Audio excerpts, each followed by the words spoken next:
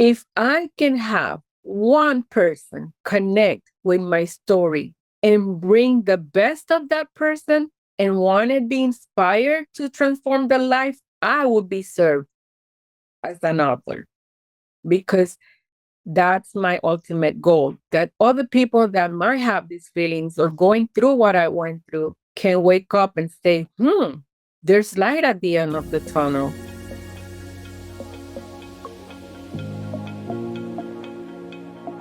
Welcome to Women's Thrive Podcast. This is where you'll get to hear incredible stories of female entrepreneurs, business owners, women from all walks of life.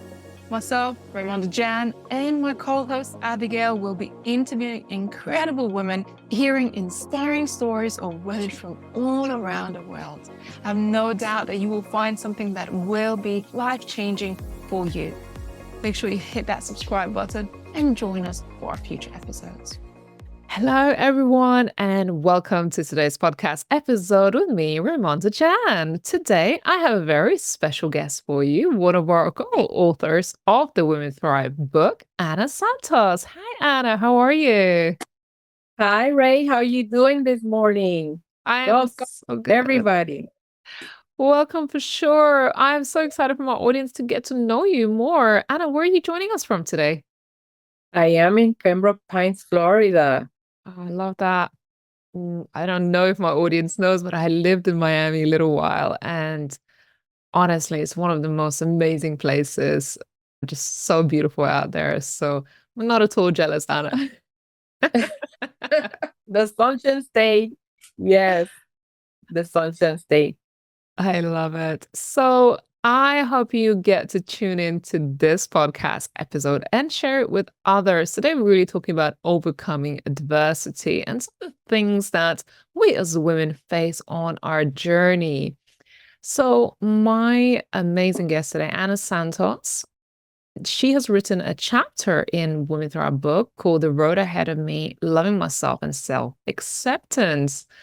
But Ana Santos, in her professional career, is a money mindset coach, accountant, tax expert, a speaker, published author now, and successful entrepreneur. She specializes in making the overly complicated when it comes to your finances. And she's on a mission to help you take control of your money so you can turn your dreams into reality. Numbers is a language that Ana says, and she's here to help you win and do it now. Mhm. Ana, welcome. So good to see you. Thank you, Ray, for the opportunity of being here. I feel blessed and privileged to have a collaboration in this wonderful book and recollection of stories that are going to be legendary. Legendary. Just very happy. Thank you. Oh, I'm so excited. Your chapter was really beautiful, by the way. And I just could not have imagined that was your life experience. It made me really sad, actually, that we sometimes live in our own internal struggles that no one really knows about. And we'll get into a little bit more in a moment. And tell me a little bit about your background. I'm quite curious to know. Well, I am the oldest of two kids. My parents are Dominican, and I was born in New York and raised in Puerto Rico, the beautiful island of Puerto Rico. My life has been always a constant, never ending transformation because my parents separated when I was around 11 years old. And since I was a little younger, I noticed that I was different. My story talks about how I came to accept myself as I was and love myself ultimately. Wow. What kind of struggles did you face in your younger years that kind of led you on to this journey? Well, the fact that I was bullied a lot and made fun because I was a little bit chubbier and bigger made me so self aware of my image at a very young age. The fact that I was the tallest one in the room, sometimes the biggest one in the room, being laughed at or bullied or criticized. started making that sense of insecurity and low self esteem in me at a very young age. And then when you start comparing yourself to others, you realize, wait a minute, I am different. But instead of embracing it and be happy about it, you kind of develop this self image issue to the point that I didn't like myself. I didn't like my hair. Everybody has straight hair. I had curly hair. Everybody was thinner. When you watch your surroundings, magazines, TV, you say like, oh wow, I have to be like this so I get noticed. Or I have to be the other way, or I have to have my hair this way or the other. And I grew up very self aware of myself. Yeah.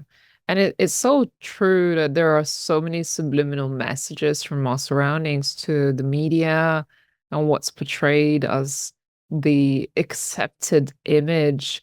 What kind of struggles did you face? Like, what were some of the standout moments in your childhood that were defining moments, you would say? Well, there was a pivotal moment when I was like 5 or 6 years old that I still to this time, and I tell it in the book, I was in a kiddie pool and I was so excited to be in that kiddie pool. And the guard escorted me out because he thought I wasn't a kid, that I was too old to be in the kiddie pool. And he's like, ma'am, you need to leave. This pool is for kids. And I'm like, felt so defenseless at that moment. I froze. I mean, I wasn't one of those outspoken kids that would defend myself and say, hey. So I obeyed and I left. And when I went to my family and told them that they kicked me out of the kiddie pool, they started cracking jokes. They made it fun. And that made me feel even worse because my mom wasn't there. I didn't have anybody to comfort me. I felt totally alone. And I still have that vivid image in my head, but now I feel different than back then. Back then it scarred me because I wanted to become invisible. I wanted to become invisible. I didn't want to be noticed. I wanted to be left alone. I isolated myself from the rest of everybody. Wow. So it is like a pivotal moment. It was. That's incredible.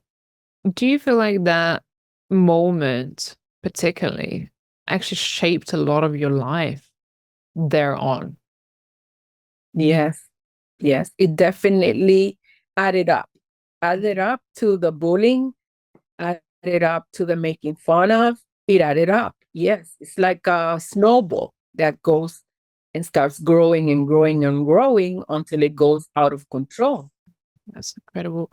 So, today in your professional role, you help women Hmm. understand numbers and Yes. grow a successful business. That's quite a Yes. career. Tell us a little bit more. How long you been doing this and who do you help?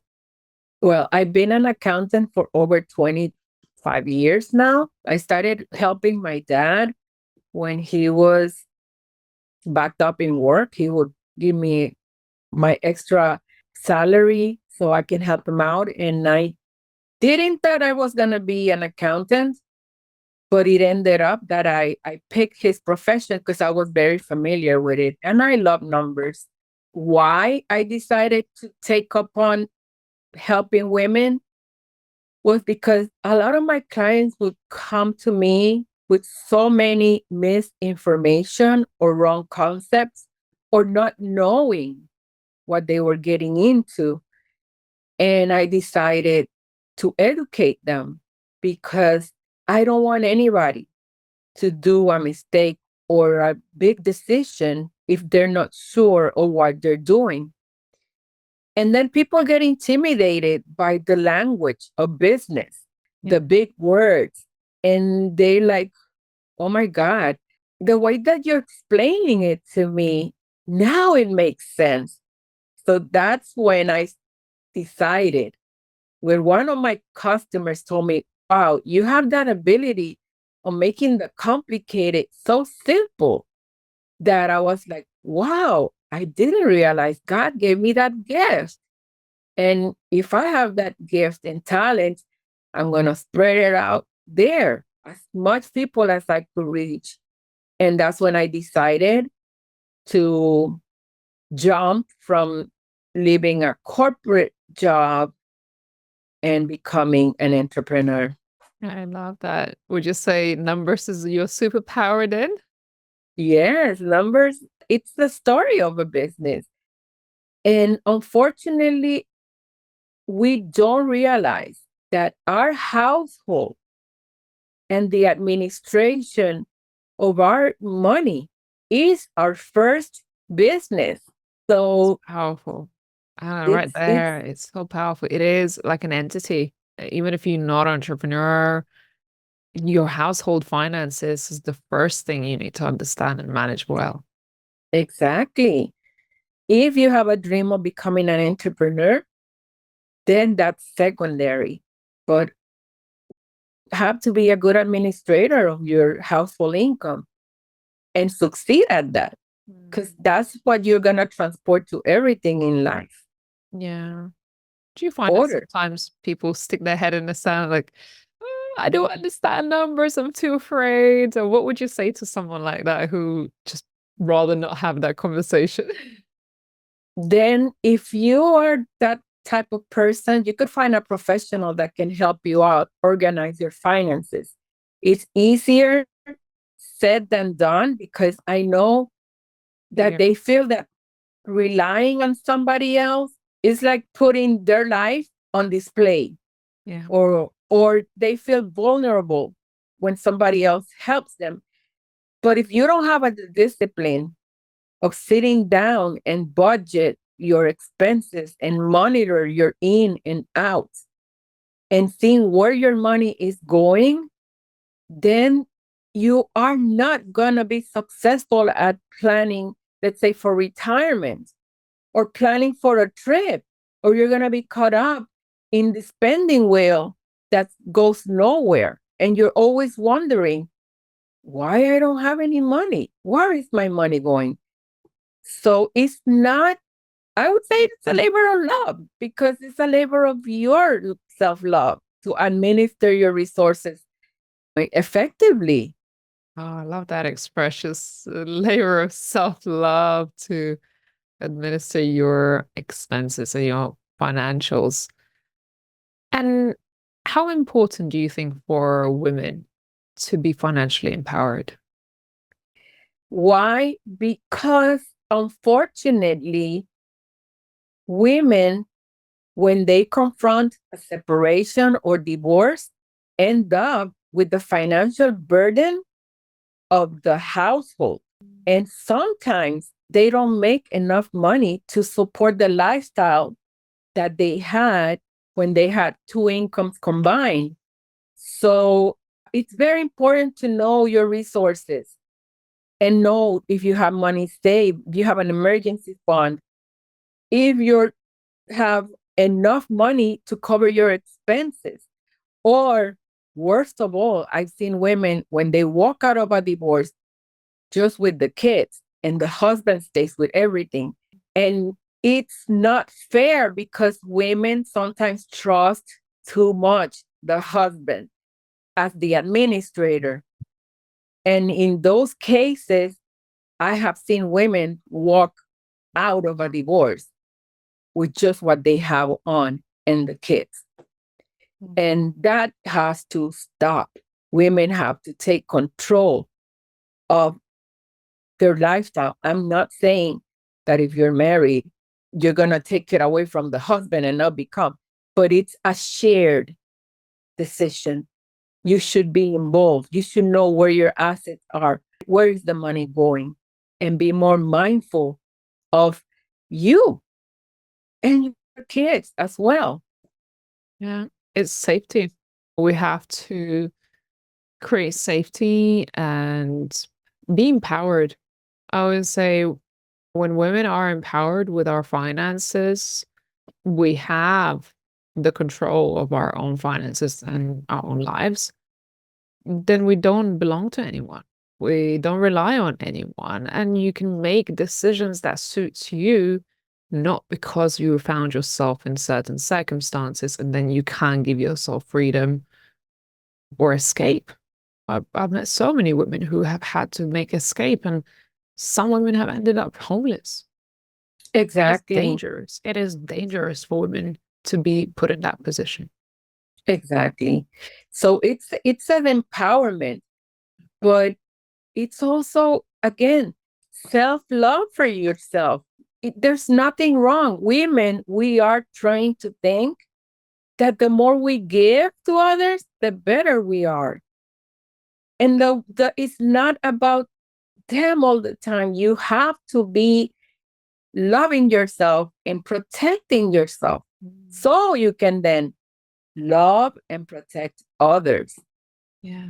Anna, what helped you empower yourself in your own self image and overcome the struggles that you did have in your childhood?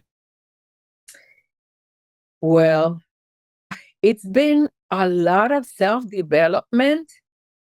I invested in myself because I realized that I wasn't going to get out of my own shelter by myself. So I hired coaches, I went to therapy, I been working on self-development non-stop and changing my mindset. And also, to be honest, God.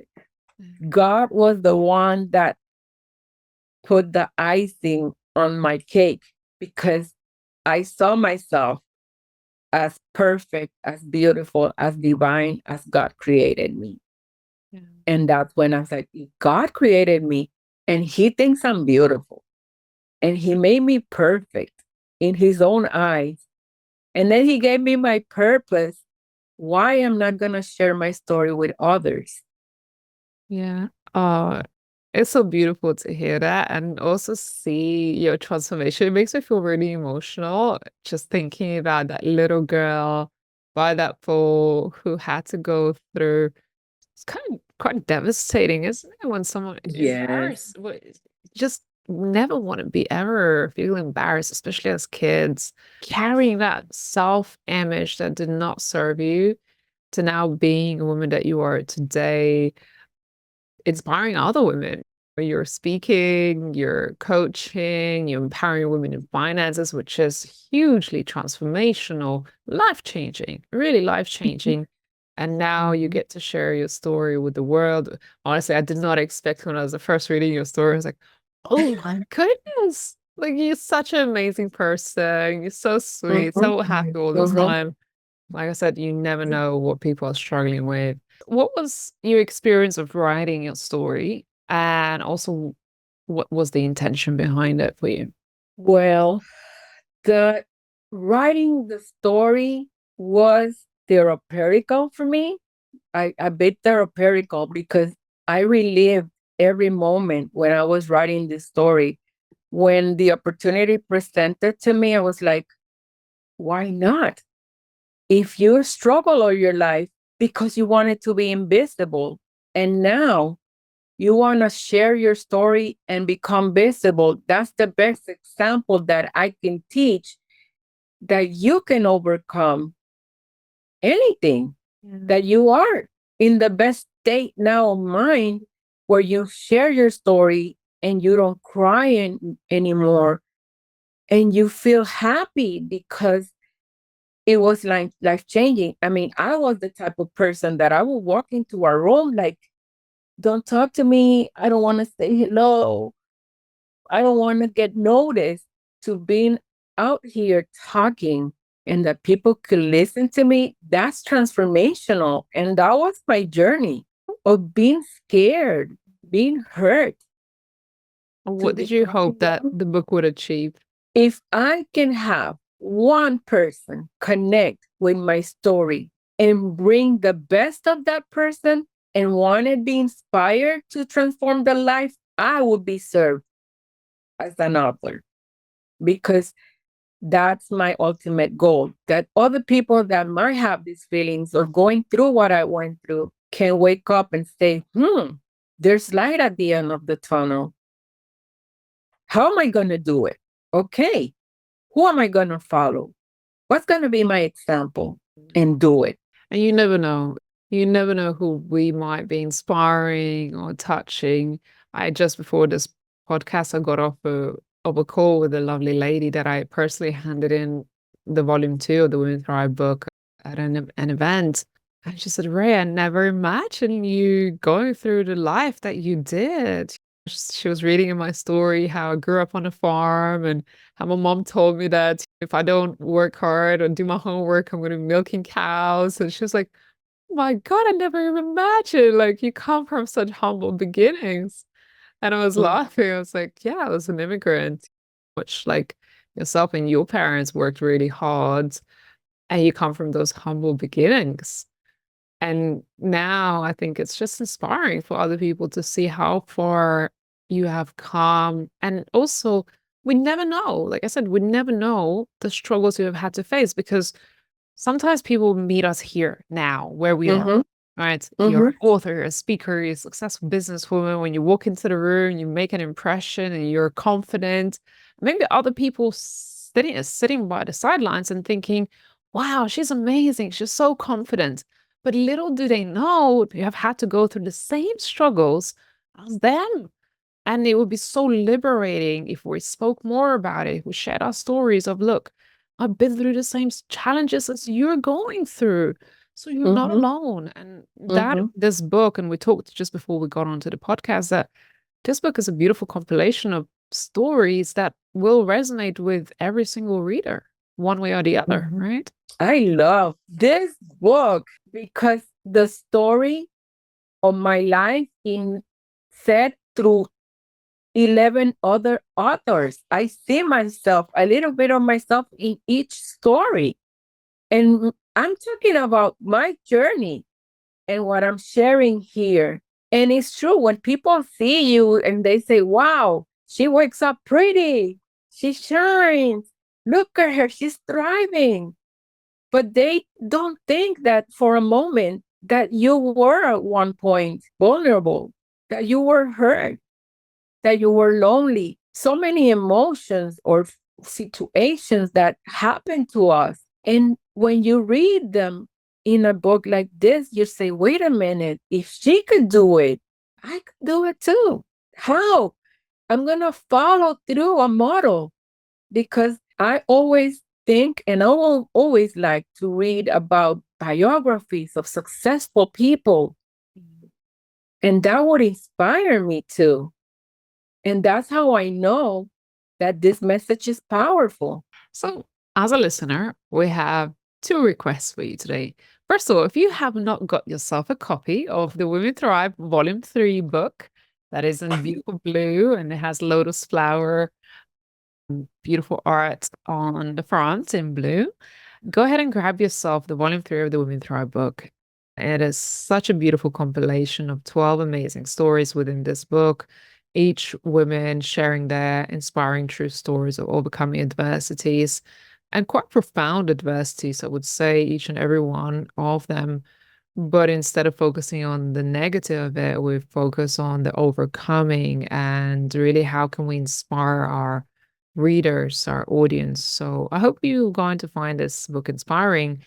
And Anna has another request for you today. Yes, if you find in certain way or form or shape that my story inspired you, I would like to know if you could drop me a note, send me an email, reach out to me, give me feedback because, like I said, this is a labor of love from 12 great ladies that have come and work on sharing and opening up our vulnerabilities, our struggles, and also our story of survival. So you can reach me out in my social media on Instagram, Ana La Contadora, or my webpage is www.anamsantos.com. Oh, beautiful. Anna, I was just about to ask then, for those of you who might be listening to this, maybe you didn't catch all of the spelling of it, please go into our show notes of this episode and get yourself connected to Ana. Honestly, she's going to be your biggest cheerleader if her story in any way, shape, or form touched you, inspired you today, or if you know somebody else who may have gone through similar challenges, share this episode with them. So this was Ana Santos. So good to see you. Thank you so much for this conversation. I hope people find it inspiring for us. Thank you for again taking the time for interviewing me. It's been an incredible honor to work with you, and I keep looking forward to many more collaborations. Yeah, our journey is just beginning because our book is about to do the work. We may have done the hard work of writing it, publishing it, but now the real journey begins because now people get to journey with us as they read their books. So I hope you grab yourself a copy, buy your friend a copy of Women Thrive books. And there are series. We've got 3 of these incredible books so far. We're in the process of Yes. writing our 4th one. And honestly, it's just so, so inspiring. So Ana, once again, thank you so much for your time today. And I hope we see you again in the community again. Thank you, Ray.